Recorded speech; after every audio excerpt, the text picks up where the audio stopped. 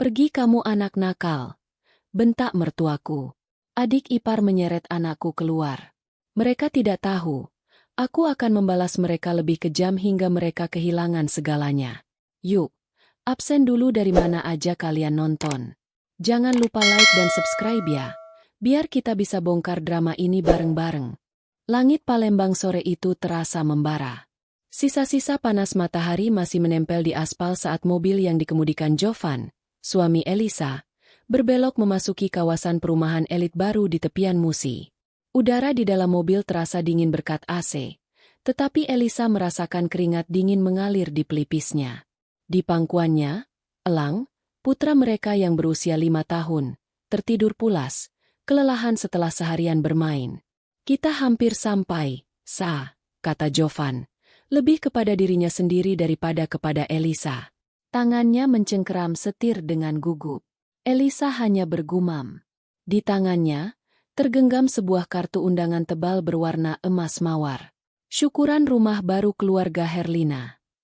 Nama ibu mertuanya terpatri dengan huruf timbul yang mencolok. Bagi Herlina, rumah ini adalah segalanya.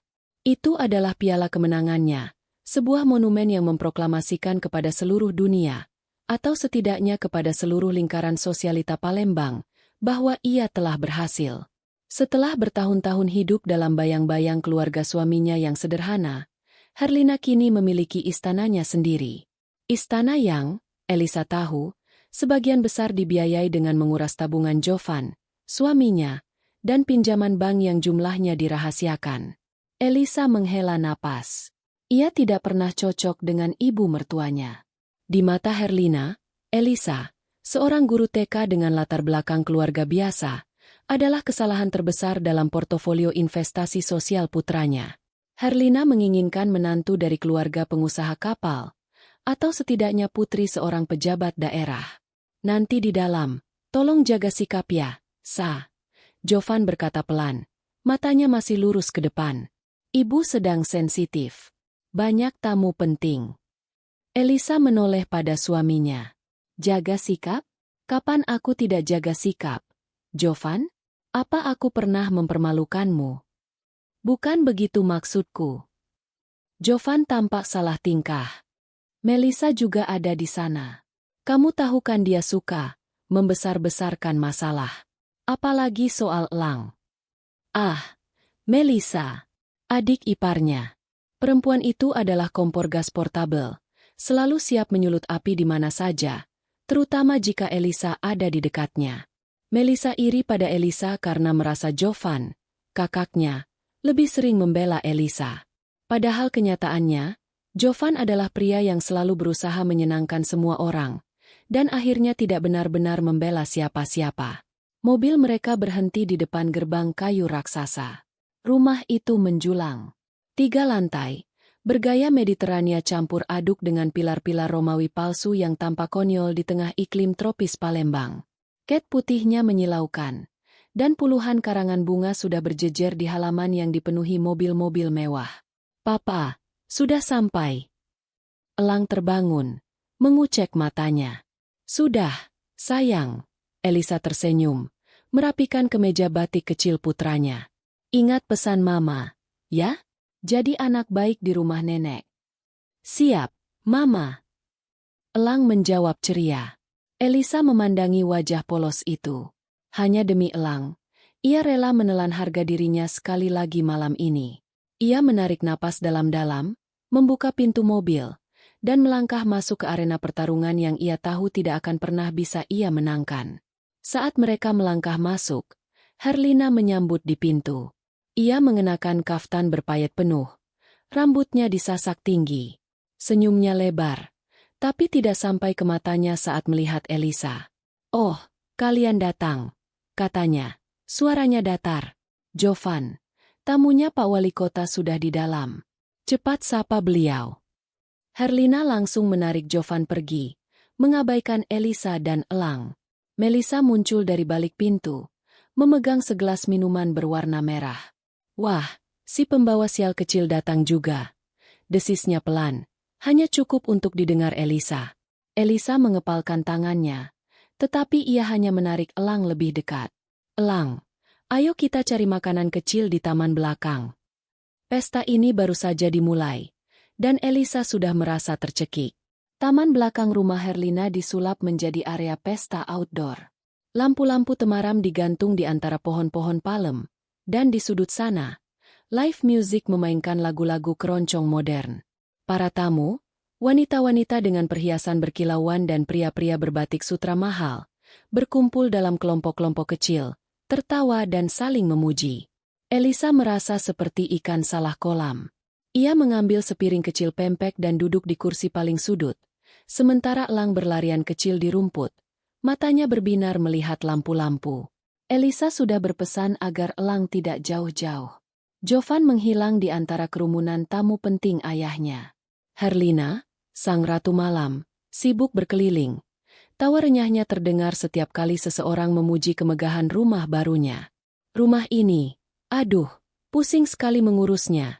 Herlina terdengar berkata pada sekelompok wanita sosialita. Setiap detailnya harus sempurna. Kamu lihat guci di lobi itu? Itu keramik antik dari dinasti Ming palsu. Maksud saya, replika super dari Tiongkok. Hadiah khusus dari Pak Dirgantara, kolega suami saya. Beliau bilang, guci itu simbol kemakmuran. Elisa mendengus pelan. Replika pun dipamerkan setengah mati. Melissa menghampiri meja Elisa. Sendirian aja, Kak? Nggak membaur? Oh iya, lupa. Lingkaran pergaulanmu kan cuma ibu-ibu guru TK, ya? Elisa menarik napas. Aku sedang mengawasi elang. Melissa. Hati-hati diawasi. Anak seaktif itu, tahu-tahu bikin masalah nanti. Cibir Melissa sebelum berlalu. Bergabung dengan tawa teman-temannya. Kata-kata Melissa seperti ramalan buruk. Elang, yang semula asyik mengamati air mancur kecil, tiba-tiba melihat sesuatu yang menarik. Seekor kucing liar berbulu oranye menyelinap masuk dari pagar taman dan berjalan santai menuju pintu lobi yang terbuka. Elang, pecinta binatang, tertawa kecil.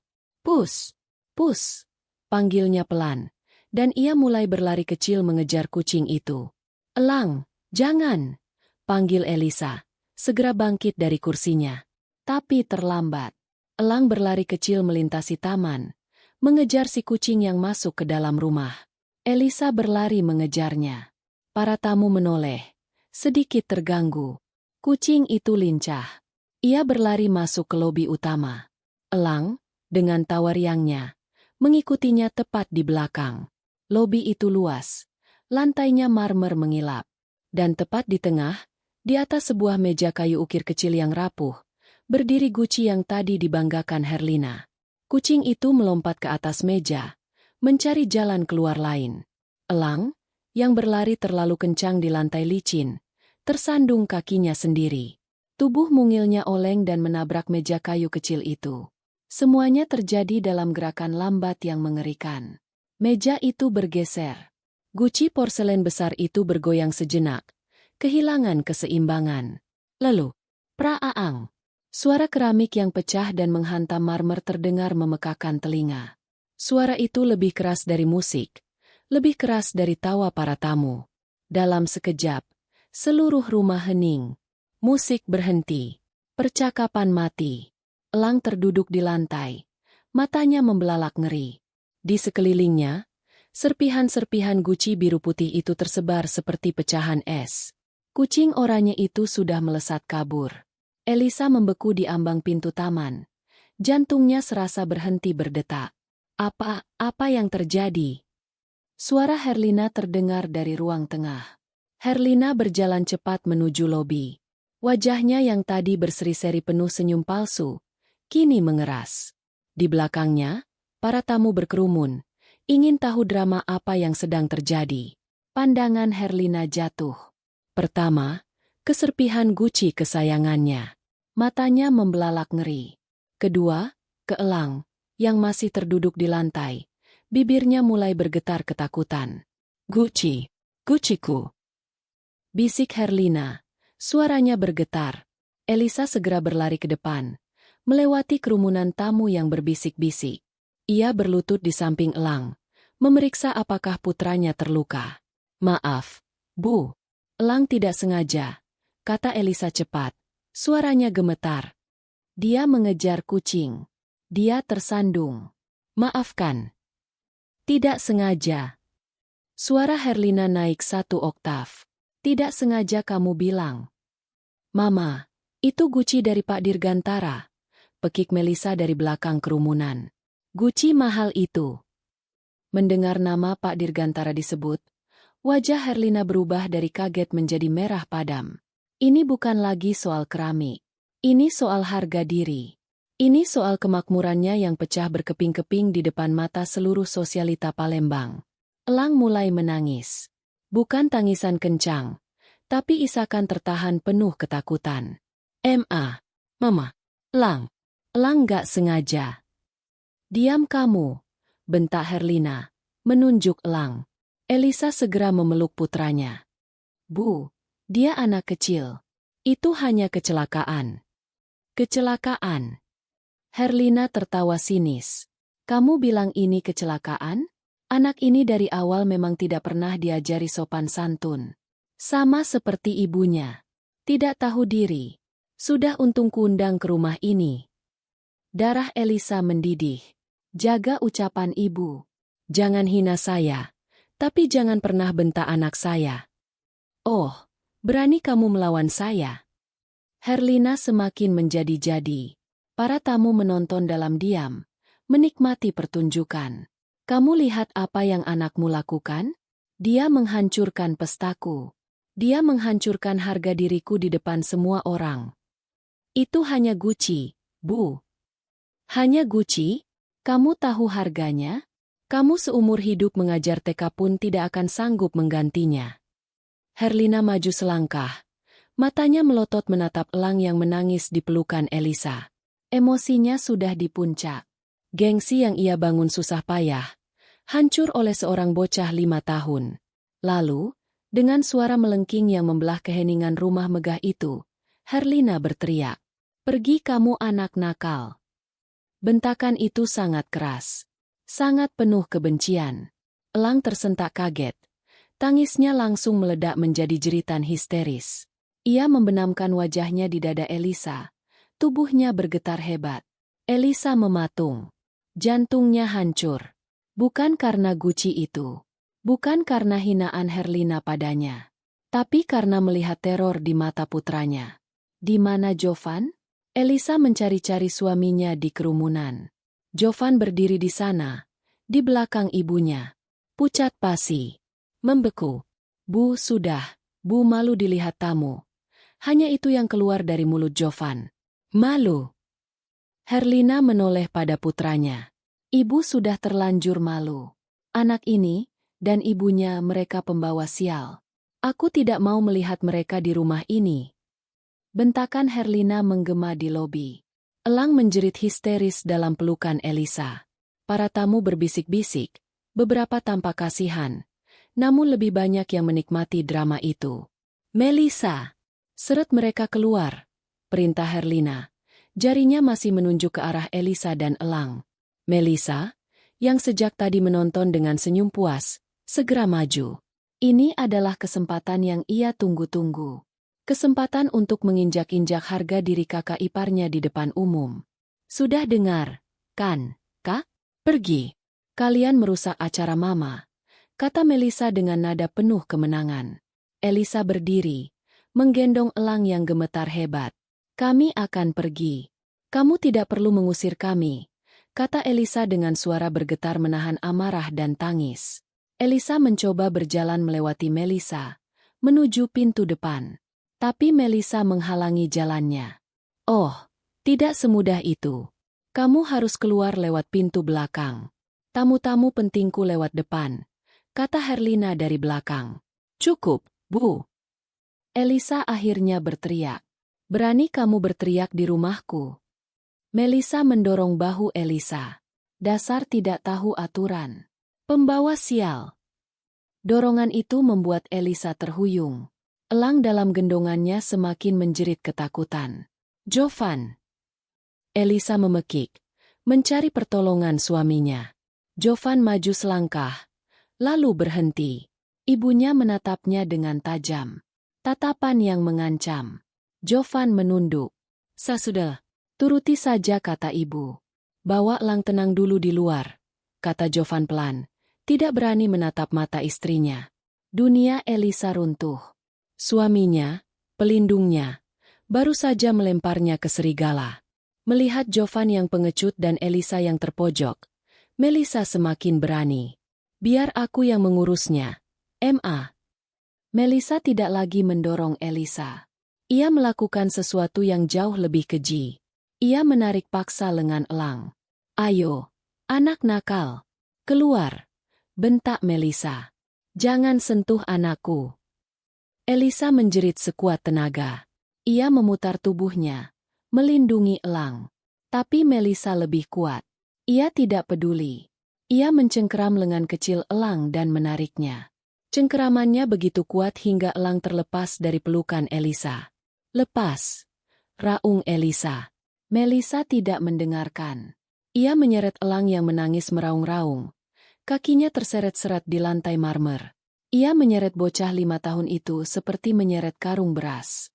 Elisa, dalam kepanikan, melompat dan mendorong Melisa. Tapi Herlina ikut campur.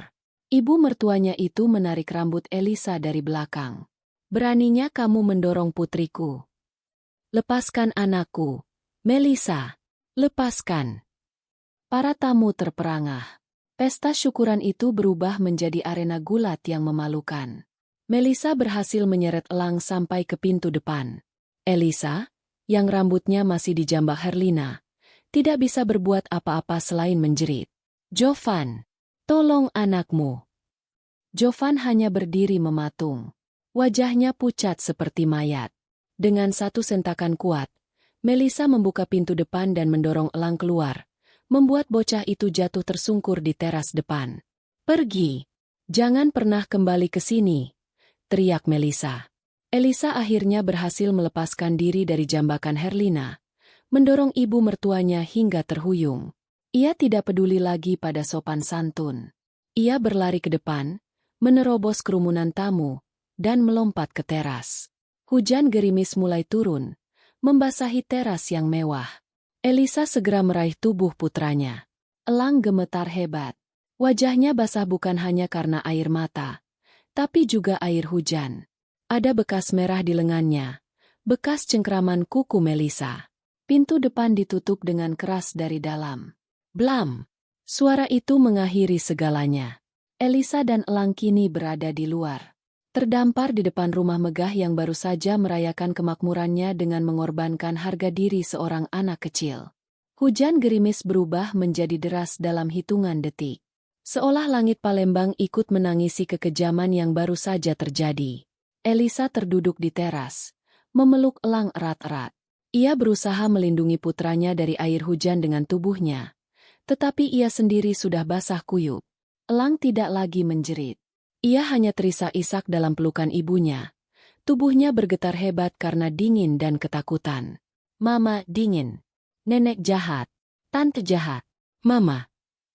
SSHH iya, sayang. Ada mama di sini. Ada mama. Bisik Elisa. Suaranya serak. Air matanya bercampur dengan air hujan, mengalir deras di pipinya. Ia memandang ke pintu kayu raksasa yang tertutup rapat di depannya. Di baliknya, ia masih bisa mendengar sayup-sayup suara musik yang sudah dimulai lagi. Pesta itu berlanjut. Seolah tidak ada yang terjadi. Seolah jeritan histeris seorang anak kecil hanyalah interupsi kecil. Tidak ada yang keluar. Jovan tidak keluar. Suaminya tidak keluar untuk membela anaknya. Suaminya tidak keluar untuk melindungi istrinya. Dalam dingin yang menusuk tulang itu, sesuatu di dalam diri Elisa patah. Dan di saat yang bersamaan, sesuatu yang baru, sesuatu yang keras dan sedingin baja, terbentuk menggantikannya. Kesabarannya telah habis. Cintanya pada Jovan telah menguap bersama air hujan. Elang, bisiknya. Ia mengangkat dagu putranya, menatap mata sembab itu. Dengar mama, kamu tidak nakal. Kamu anak baik. Kamu anak mama yang paling hebat. Elang hanya menatapnya dengan pandangan kosong. Masih trauma. Elisa menoleh kembali ke pintu itu. ke rumah megah itu. Simbol kesombongan Herlina. Simbol kelemahan Jovan. Simbol kekejaman Melissa. Kalian menghina anakku, desis Elisa pada pintu yang bisu itu. Tangisnya berhenti. Yang tersisa hanyalah amarah yang dingin. Kalian menyeretnya. Kalian membuatnya histeris hanya demi sebuah Gucci replika murahan. Ia mengencangkan pelukannya pada Elang. Ia bisa merasakan getaran tubuh putranya. Kalian akan membayar ini, sumpahnya dalam hati. Suaranya tidak lebih dari bisikan angin, namun penuh keyakinan. Aku akan membuat kalian menangis. Aku akan membuat kalian kehilangan segalanya. Rumah ini, status ini, harga diri kalian. Aku akan meruntuhkannya sampai ke pondasinya. Elisa menatap ke langit yang gelap. Kalian akan menangis histeris. Lebih histeris daripada anakku malam ini. Dengan sisa kekuatan yang dimilikinya, Elisa berdiri. Ia menggendong Elang. Ia tidak lagi peduli pada gaun mahalnya yang basah dan kotor. Ia berjalan menembus hujan, menjauhi rumah itu, tidak pernah menoleh ke belakang. Ia berjalan menuju gerbang, mengeluarkan ponselnya yang basah, dan memesan taksi online. Ia tidak akan kembali ke Jovan. Ia tidak akan kembali sebagai Elisa yang lemah.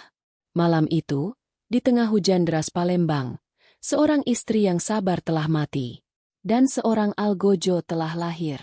Perang baru saja dimulai. Taksi online itu berhenti di depan sebuah motel sederhana di jalan arteri kota Palembang.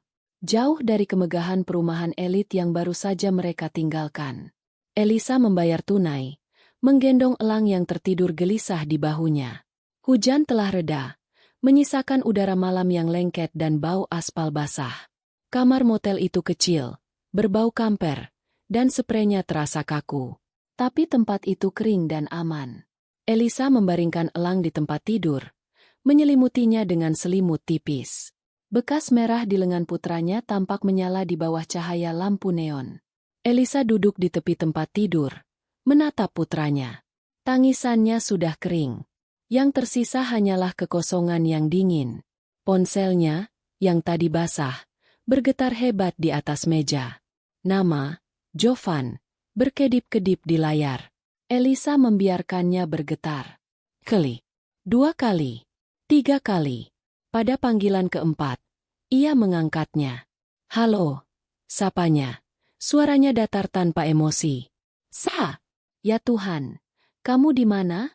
Aku mencarimu ke rumah orang tuamu, tapi tidak ada. Suara Jovan terdengar panik, tapi panik untuk alasan yang salah. Kami aman. Syukurlah, pulanglah. Sa, kita bicarakan ini baik-baik. Ibu sudah ya, ibu sudah lebih tenang. Elisa tertawa. Tawa kering yang pahit. Tenang? Setelah menjambakku dan membiarkan Melissa menyeret Elang keluar rumah. Terdengar helaan napas berat di seberang. Aku tahu itu keterlaluan.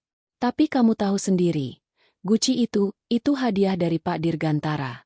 Ibu sangat malu. Jadi, harga dirimu dan ibumu ada di Gucci replika itu. Tapi harga diri anakmu yang berusia 5 tahun, yang diteriaki, anak nakal, dan diseret seperti binatang itu tidak ada artinya. Bukan begitu, Sa. Tentu saja berarti. Tapi, kamu kan bisa lebih menjaga Elang. Kamu tahu ibu sedang banyak tamu. Kenapa kamu biarkan dia lari-lari di dalam? Klik. Itu dia. Kalimat yang Elisa tunggu. Penegasan akhir. Jovan tidak menyalahkannya atas insiden itu. Jovan menyalahkannya karena membiarkan insiden itu terjadi, yang kemudian mempermalukan ibunya. Prioritas suaminya sudah jelas. Elisa tidak menjawab. Sa, kamu masih di sana? Pulanglah. Jangan perbesar masalah ini. Masalah ini sudah besar, Jovan, kata Elisa. Suaranya sedingin es. Kamu berdiri di sana. Kamu melihat adikmu mencengkeram lengan anakmu. Kamu mendengar ibumu membentaknya. Dan kamu diam. Aku harus bagaimana, Sa? Itu ibuku. Aku terjebak di tengah. Tidak, Jovan. Kamu tidak terjebak. Kamu sudah memilih. ujar Elisa. Kamu memilih mereka. Elisa, jangan dramatis. Aku tidak akan pulang. Tidak malam ini. Tidak besok. Apa maksudmu? Kamu mau kemana? Jangan begini. Aku akan mengurus Elang. Dan aku akan mengurus diriku sendiri. Sebaiknya, kamu mulai mengurus ibumu yang histeris dan adikmu yang keji. Elisa menutup telepon. Ia tidak membantingnya. Ia meletakkannya dengan tenang di meja. Selesai. Babak itu dalam hidupnya sudah selesai. Malam itu, di kamar motel yang remang-remang, Elisa tidak tidur. Ia membuka laptop lamanya. Ia tidak punya banyak. Tapi ia selalu menabung diam-diam, sisa dari gajinya sebagai guru dan beberapa pekerjaan lepas menerjemahkan yang tidak pernah Jovan ketahui. Ia memindahkan semua dananya ke rekening baru yang aman. Ia menghitung setiap rupiah. Ini bukan lagi tabungan. Ini adalah dana perang. Keesokan paginya, Elisa menitipkan Elang di rumah seorang teman guru yang ia percaya, dengan alasan ada urusan keluarga mendadak. Ia berjanji pada Elang akan segera menjemputnya. Mama mau hukum tante jahat? Tanya Elang polos. Elisa membelai pipi putranya. Mama mau pastikan mereka tidak bisa jahat lagi sama Elang. Tujuan pertama Elisa bukanlah pengacara. Bukan. Hukum terlalu lambat dan seringkali tumpul pada orang kaya. Tujuan Elisa adalah kelemahan terbesar Herlina. Rumah itu.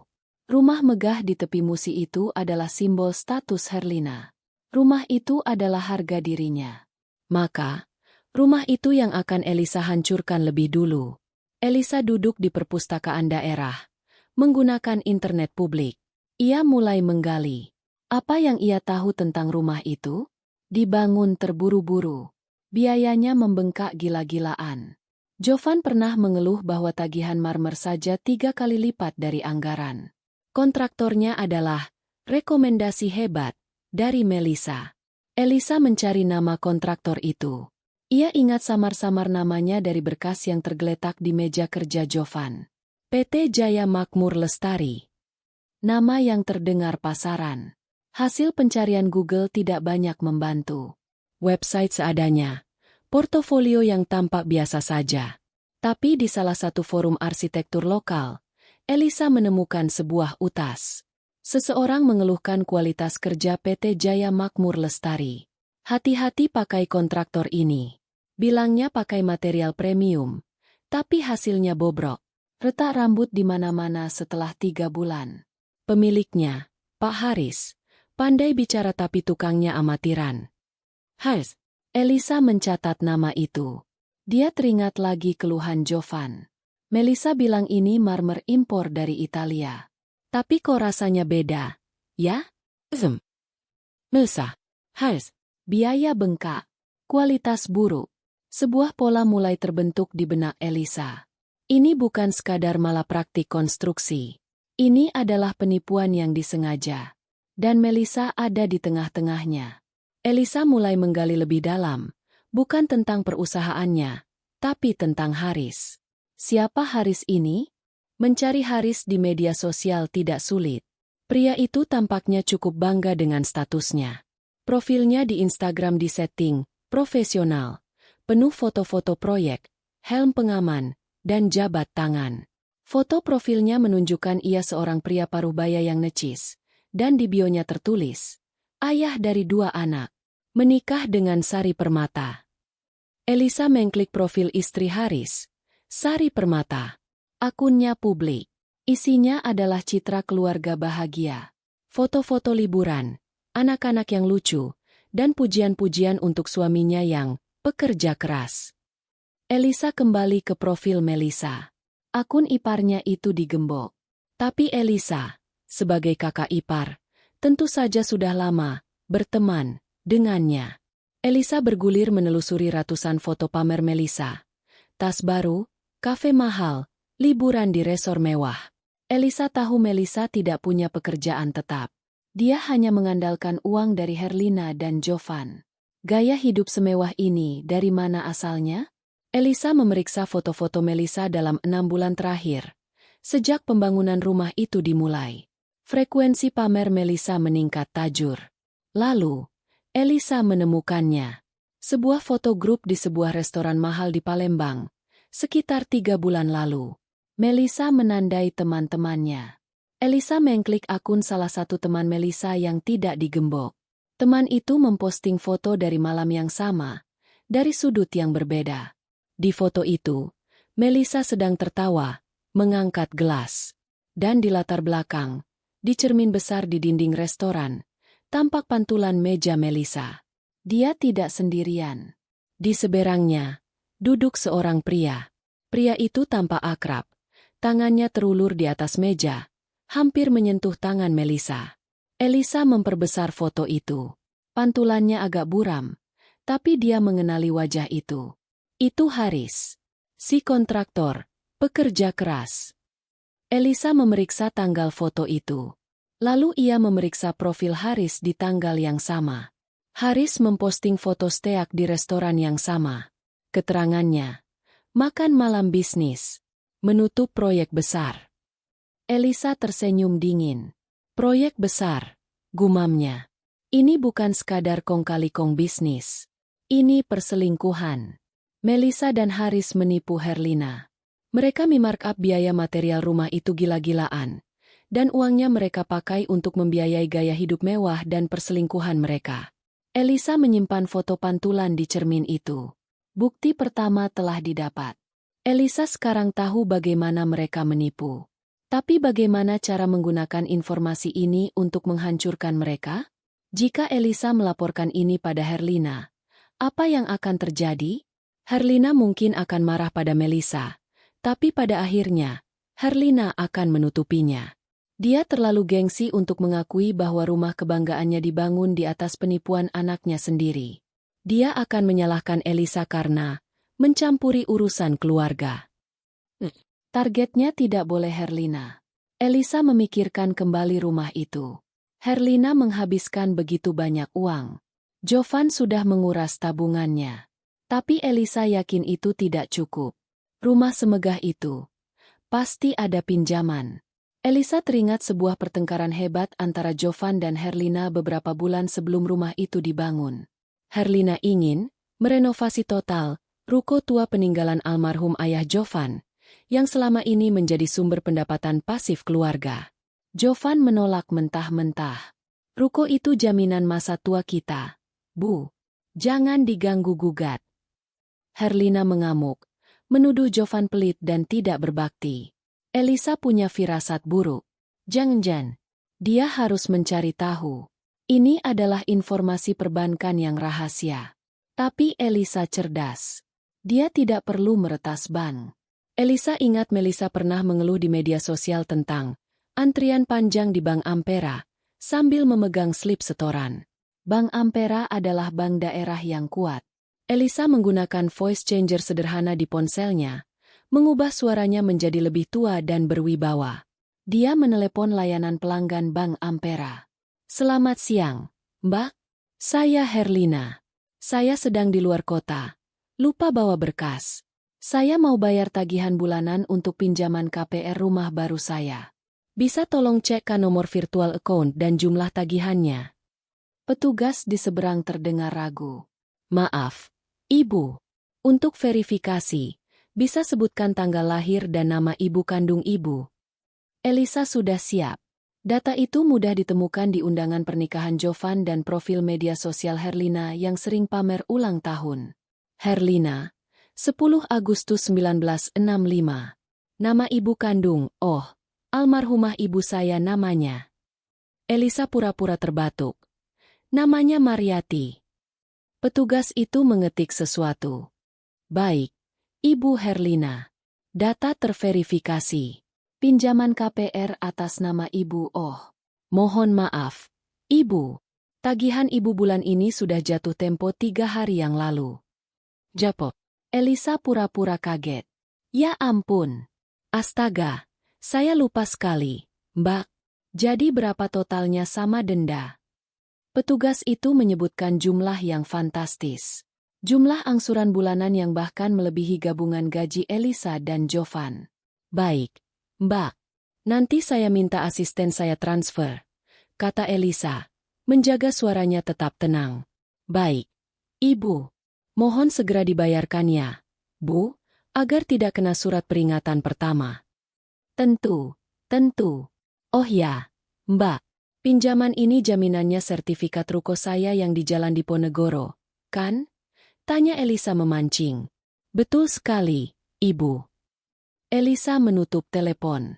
Tangannya gemetar, bukan karena takut, tapi karena adrenalin. Semuanya jelas sekarang. Herlina mengambil pinjaman bank raksasa di luar sepengetahuan Jovan, menjaminkan ruko keluarga. Dia menutupi pinjaman itu dari Jovan, mungkin berharap membayarnya dengan uang diskon dari kontraktor. Tapi Melisa dan Haris malah mencuri uang itu, membuat Herlina tidak punya dana cadangan. Kini, Herlina sedang panik. Dia sudah mulai menunggak cicilan bank. Rumah megah itu, rumah kebanggaan itu, adalah sebuah bom waktu finansial.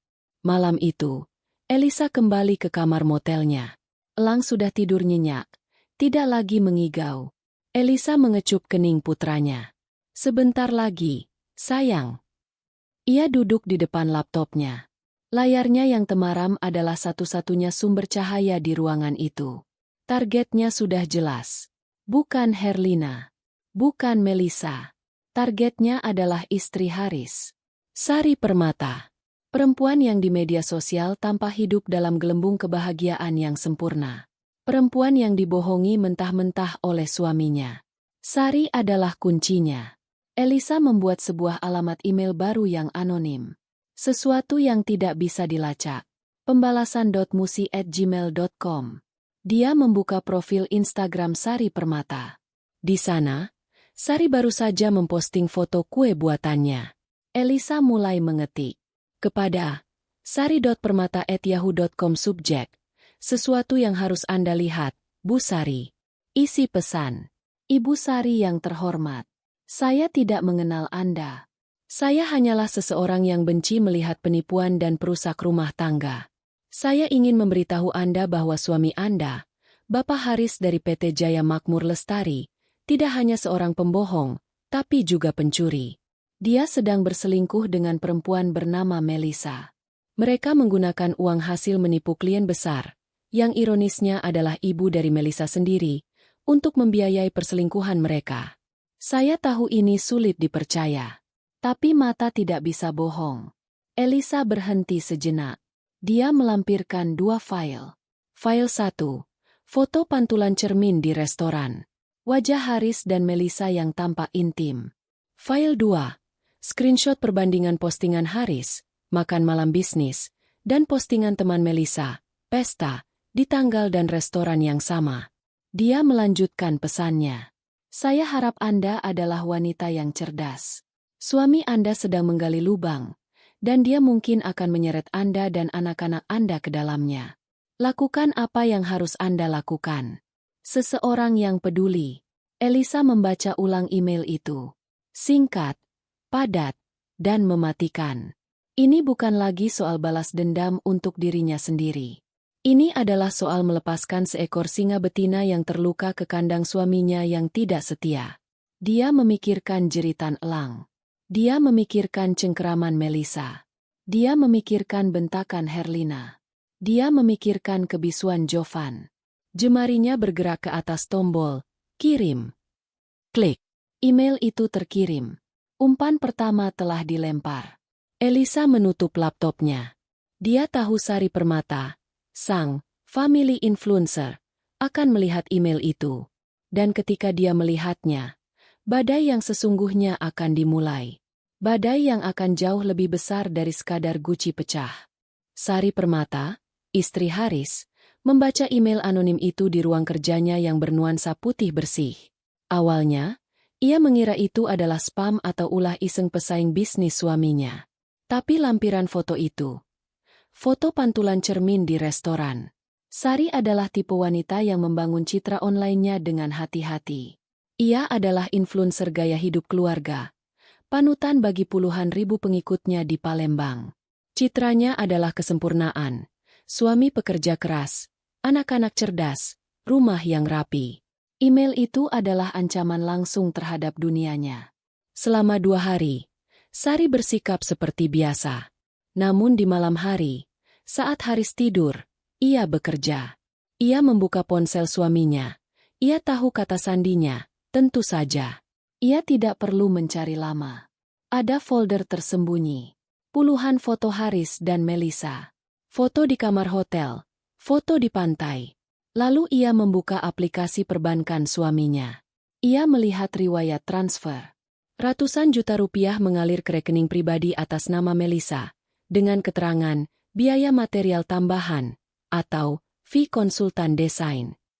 Darah Sari Permata terasa dingin. Ini bukan hanya perselingkuhan. Ini adalah konspirasi pencurian yang bisa menyeretnya ke penjara jika terungkap. Suaminya telah mempertaruhkan masa depan anak-anak mereka demi perempuan serakah itu. Kemarahan Sari tidak meledak seperti api. Kemarahannya membeku, menjadi setajam ujung belati. Jumat sore. Sari tahu dari agenda suaminya bahwa Haris sedang meeting klien penting di sebuah kafe rooftop yang sedang hits di kalangan sosialita Palembang. Sari berdandan. Ia mengenakan gaun terbaiknya, merias wajahnya dengan sempurna, lalu pergi ke kafe itu. Dari kejauhan, ia melihat mereka. Haris dan Melisa duduk di sofa sudut, tertawa mesra sambil berbagi sepiring dessert. Sari berjalan dengan tenang melintasi kafe yang ramai. Semua mata memandangnya. Pesonanya memang tidak terbantahkan. Ia berhenti tepat di meja mereka. Haris melihatnya. Wajahnya langsung pucat pasi. Sari, kamu kok di sini? Melisa menatap Sari dengan pandangan menantang. Khas seorang perempuan simpanan yang merasa di atas angin. Siapa ini, Mas? Sari tidak menjawab Haris. Ia menatap lurus ke arah Melisa. Lalu, dengan gerakan cepat yang tak terduga, ia menyiramkan segelas penuh iced tea yang ada di meja ke wajah Melisa. Pekik Melisa. Kafe itu hening seketika. Jadi ini yang namanya klien penting, desis Sari pada suaminya. Sari, jangan bikin malu. Kita bisa bicarakan ini di rumah. Haris mencoba meraih lengan istrinya. Malu. Sari tertawa. Tawa yang mengerikan. Kamu yang menghancurkan malu kita. Sari melempar setumpuk foto, hasil cetakan dari email Elisa dan galeri ponsel Haris, ke atas meja, membuatnya basah oleh tumpahan teh. Ini, biaya material tambahan? Melisa, yang wajahnya lengket dan kotor, melihat foto-fotonya sendiri. Matanya terbelalak. Dan kamu, Sari menunjuk Melisa, perusak rumah tangga. Kamu pikir saya tidak tahu kamu menipu ibumu sendiri? Kamu dan suamiku mencuri uang dari proyek rumah ibumu.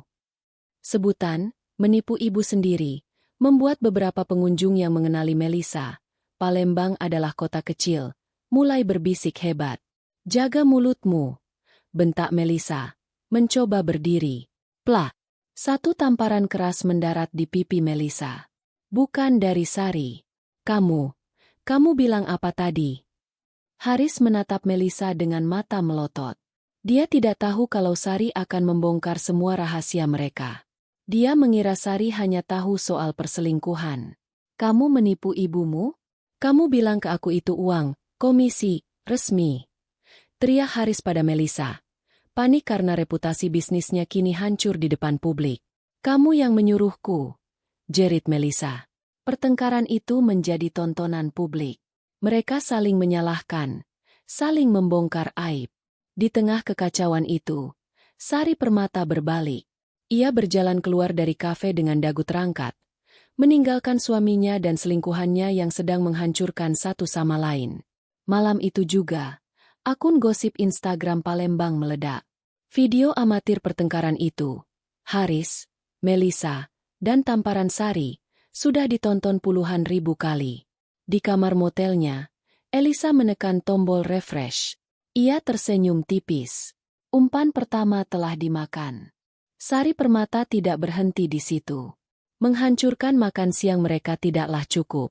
Dia ingin Haris hancur total. Dia ingin Melisa hancur. Wanita yang citranya dirusak, Balas dendamnya lebih kejam. Sebagai istri, ia tahu semua seluk-beluk bisnis Haris. Ia memiliki akses ke komputer suaminya. Malam itu, ia mengunduh semuanya. File-file keuangan PT Jaya Makmur Lestari. Ia menemukan folder khusus, proyek rumah Herlina. Di dalamnya, ada 2 set dokumen.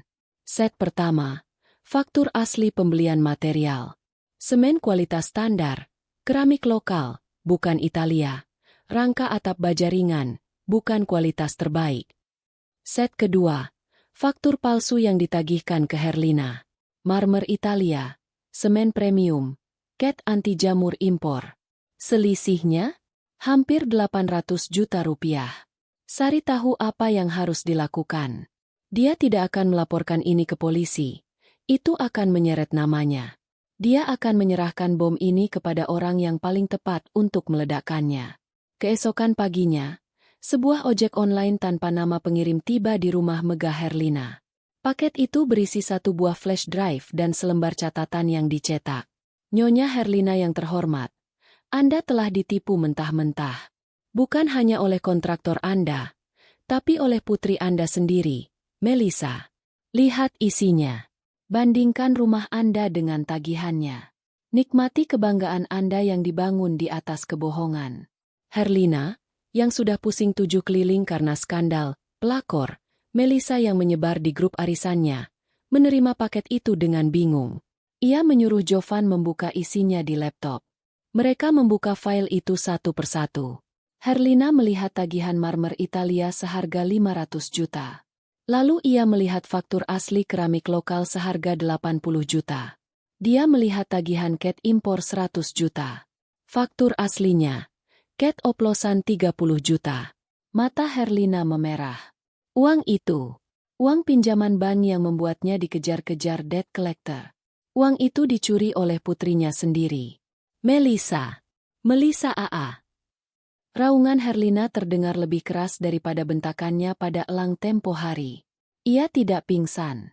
Ia mengamuk. Saat skandal penipuan itu mulai meledak di dalam dinding rumah Herlina, Elisa melancarkan serangan kedua. Serangan yang tidak membutuhkan email atau foto.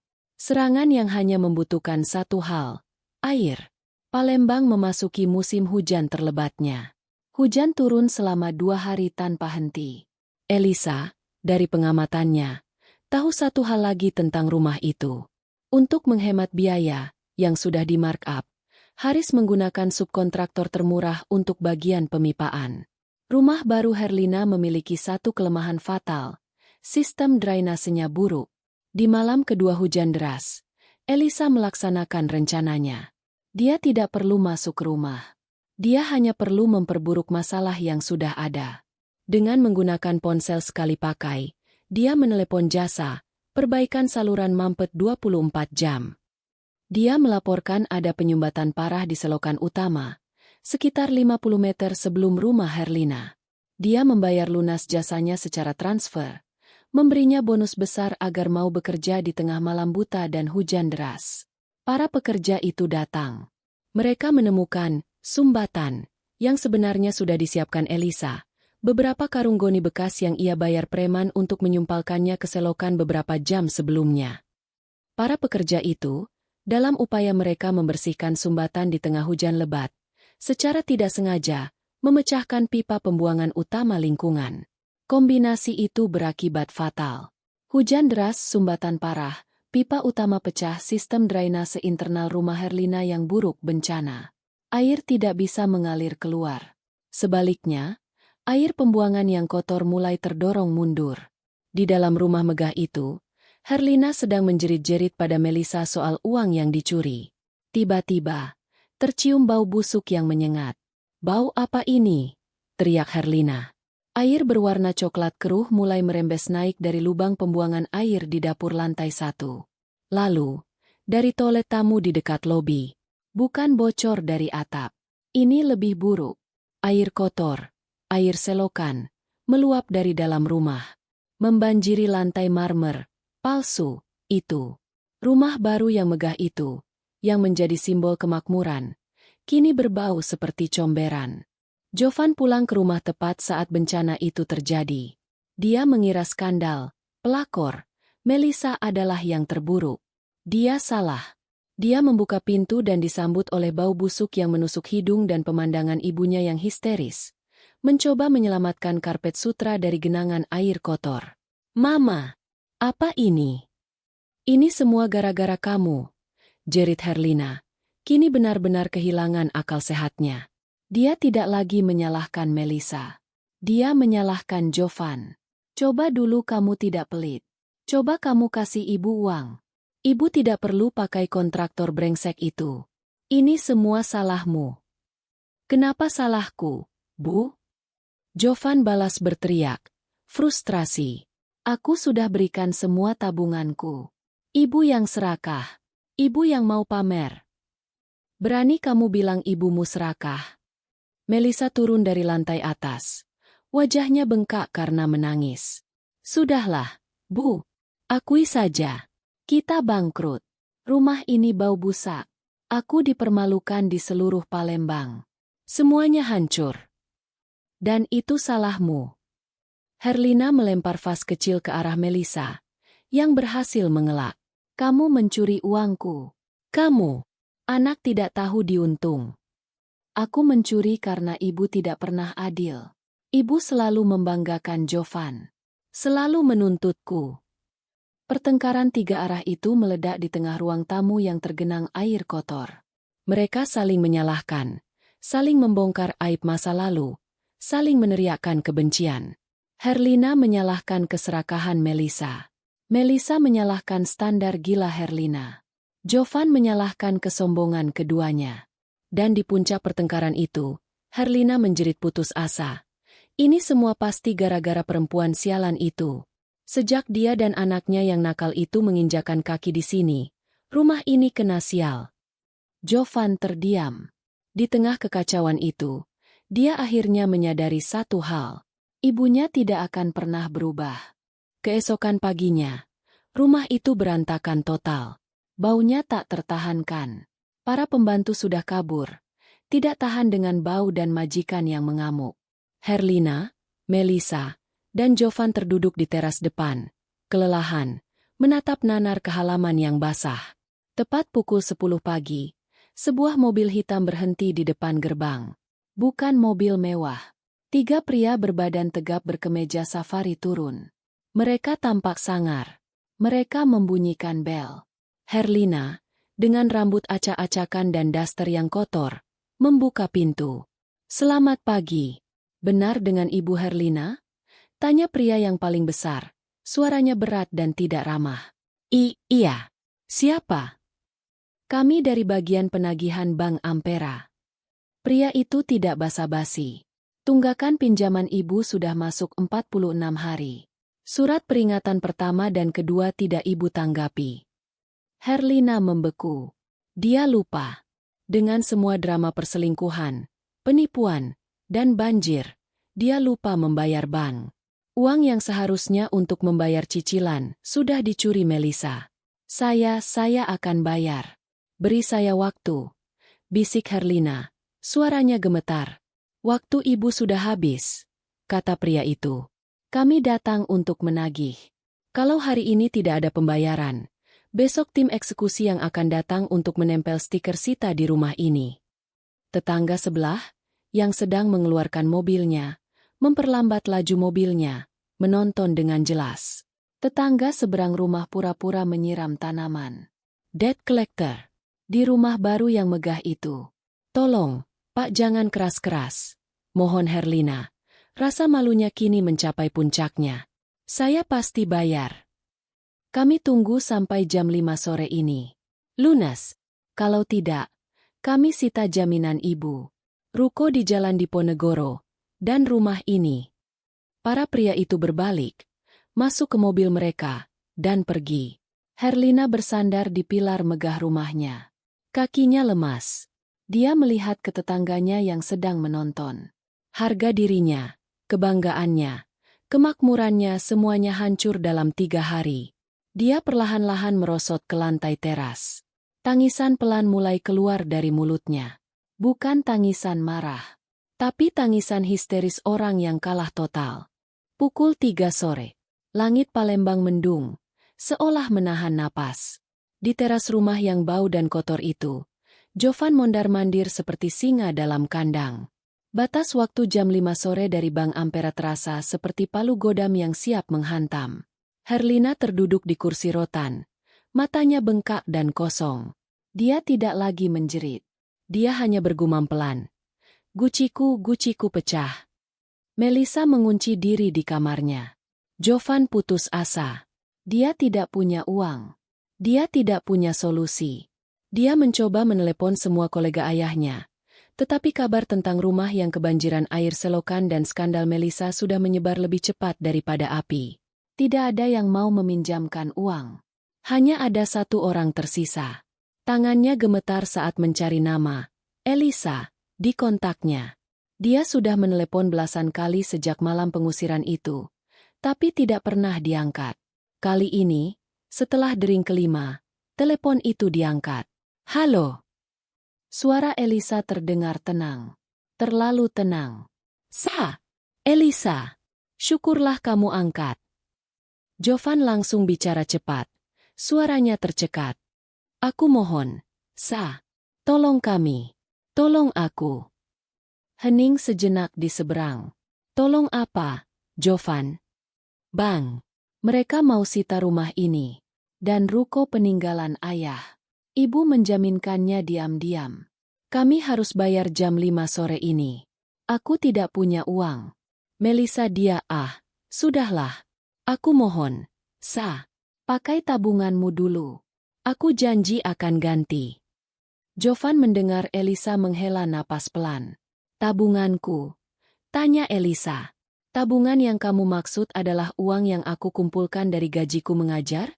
Uang yang kamu bilang, hanya cukup untuk beli bedak, itu. Jovan tersentak. Sa, ini bukan waktunya. Oh, ini waktu yang sangat tepat. Potong Elisa. Suaranya kini setajam pisau. Kamu minta aku menyelamatkan rumah yang di dalamnya anakku diteriaki. Anak nakal? Bukan rumahnya. Sa. Rukonya. Ruko itu warisan Elang juga. Jovan mencoba menggunakan kartu terakhirnya. Warisan. Elisa tertawa. Tawa dingin yang membuat bulu kuduk Jovan berdiri. Warisan yang tidak kamu bela saat pewarismu diseret keluar oleh adikmu? Warisan yang nilainya lebih rendah dari harga diri ibumu. Aku salah. Sa. Aku tahu aku pengecut.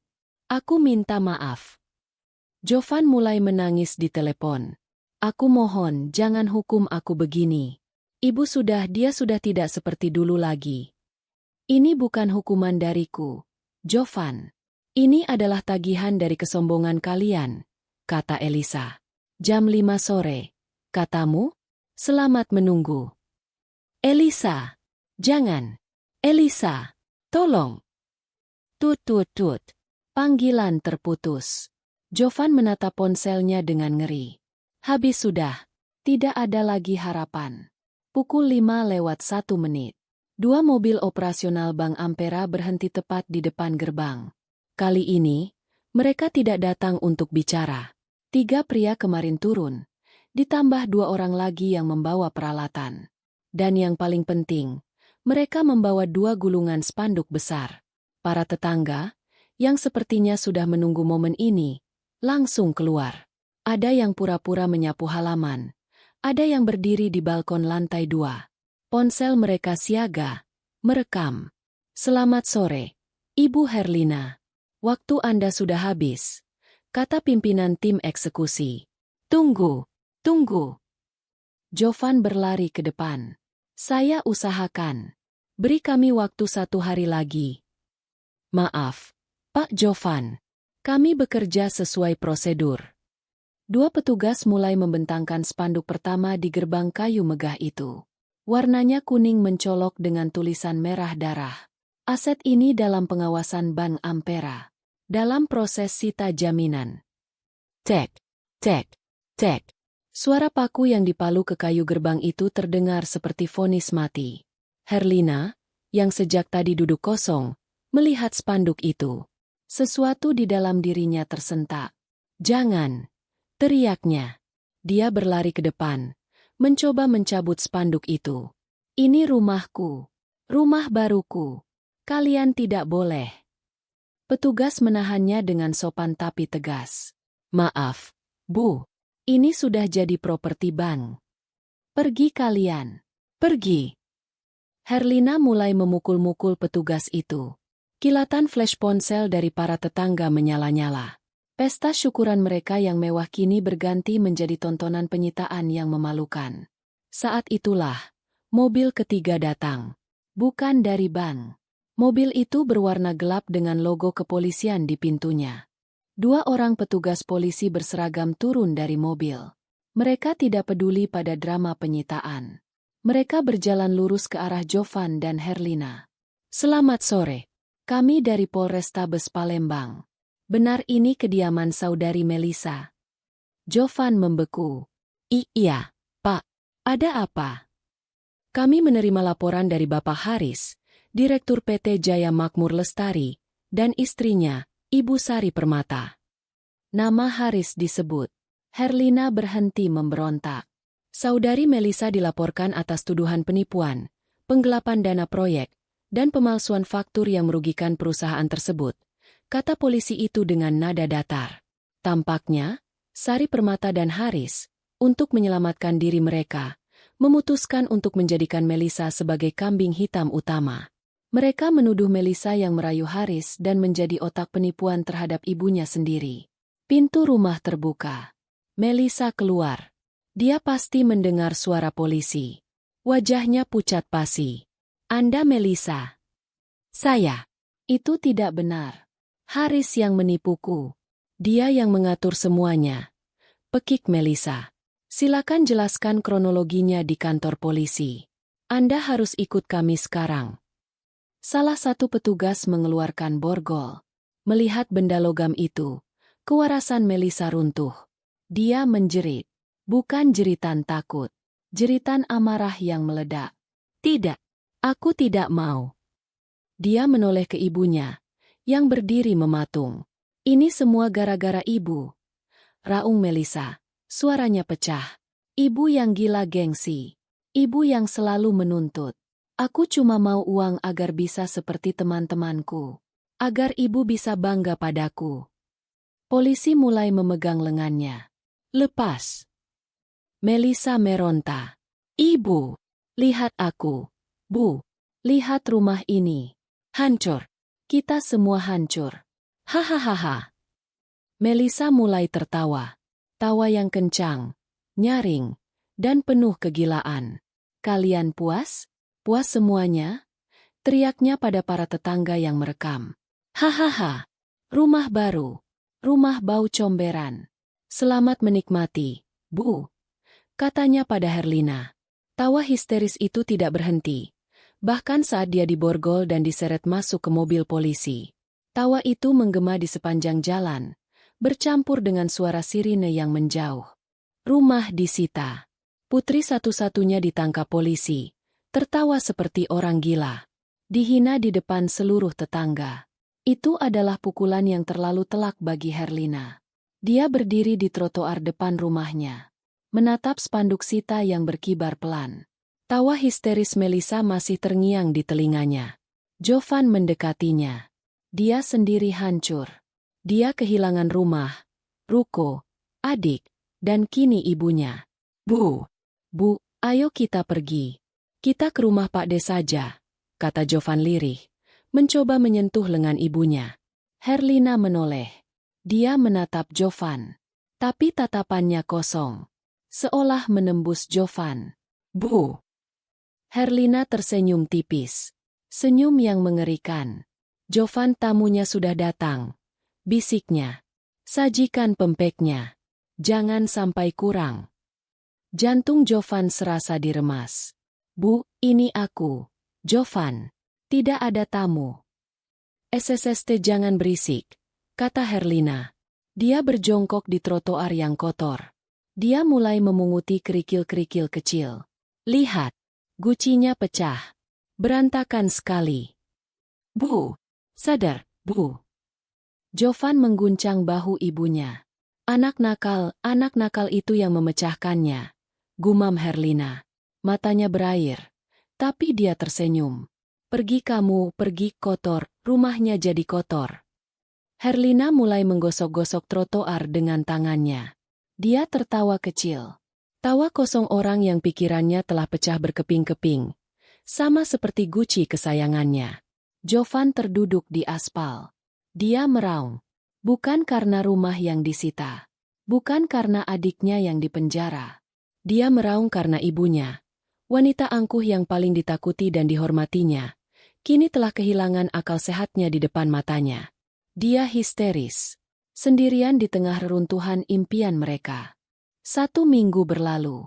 Berita tentang keluarga Herlina menjadi buah bibir terpanas di Palembang. Rumah megah yang banjir comberan, disita bank, dan putrinya yang ditangkap karena menipu ibunya sendiri sambil tertawa gila. Itu adalah drama yang lebih seru dari sinetron manapun. Di sebuah apartemen sewa yang bersih dan tenang di sudut kota, Elisa sedang menyuapi Elang sarapan. Elang sudah mulai tertawa lagi. Mimpi buruknya berkurang. Elisa sudah mendaftarkannya ke sekolah baru dan sesi terapi bermain. Surat gugatan cerai sudah dilayangkan. Bel pintunya berbunyi. Elisa melihat dari interkom. Jovan. Pria itu tampak 10 tahun lebih tua. Kurus, kuyu, dan matanya cekung. Dia sendirian. Elisa membukakan pintu, tapi tetap berdiri di ambang pintu, menghalangi jalan masuk. Apalagi, Jovan? Aku hanya ingin melihat Elang, kata Jovan lirih. Elang sedang sarapan. Jovan menatap Elisa. Pria itu sudah kehilangan segalanya. Aku tahu ini semua ulahmu, bisiknya.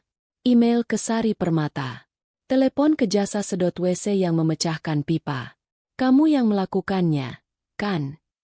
Elisa menatapnya tanpa ekspresi. Aku tidak tahu apa yang kamu bicarakan. Kamu menghancurkan kami, Sa. Suara Jovan naik, putus asa. Melisa di penjara. Ibu di panti rehabilitasi. Dia tidak mengenali siapa-siapa. Dia hanya duduk dan memunguti daun kering, mengira itu pecahan Gucci. Jovan terduduk di lantai depan pintu apartemen Elisa. Dia menangis seperti anak kecil. Kamu puas sekarang? Kamu sudah membalas kami. Elisa berjongkok, menatap mata mantan suaminya. Aku tidak menghancurkan kalian, Jovan. Kalian yang menghancurkan diri kalian sendiri, kata Elisa dengan suara tenang. Perselingkuhan Melisa, penipuan Haris, pinjaman rahasia ibumu, dan kesombongan kalian semua itu sudah ada jauh sebelum malam itu. Aku hanya menyalakan lampu. Lalu aku harus bagaimana, Sa? Isak Jovan. Aku tidak punya apa-apa lagi. Aku mohon, izinkan aku kembali. Kita mulai dari awal. Demi Elang. Elisa berdiri. Sudah terlambat. Jovan, kamu punya kesempatan untuk memilih. Malam itu, di depan Gucci yang pecah itu, kamu bisa memilih istrimu, atau ibumu. Kamu bisa memilih anakmu, atau adikmu. Elisa menghela napas. Kamu memilih mereka. Dan sekarang, mereka hilang. Kamu tidak memilih kami. Jadi kamu kehilangan kami. Mama. Siapa? Ma. Suara Elang terdengar dari dalam. Wajah Elisa langsung melembut. Bukan siapa-siapa. Sayang. Cuma ada yang salah alamat. Dia menatap Jovan untuk terakhir kalinya. Pria itu masih menangis histeris di lantai. Harga untuk sebuah Gucci replika ternyata mahal sekali. Ya, kata Elisa pelan. Kalian membayarnya dengan kewarasan ibumu, kebebasan adikmu, dan seluruh harga dirimu. Elisa menutup pintu, menguncinya. Di luar, dia masih bisa mendengar isak tangis histeris Jovan. Tapi di dalam apartemennya, yang terdengar hanyalah suara tawa Elang yang sedang menonton kartun. Elisa bersandar di pintu, menutup matanya sejenak. Dia tidak merasa menang. Dia merasa bebas. Histeria mereka telah dibayar lunas. Dan dia serta putranya, akhirnya, damai.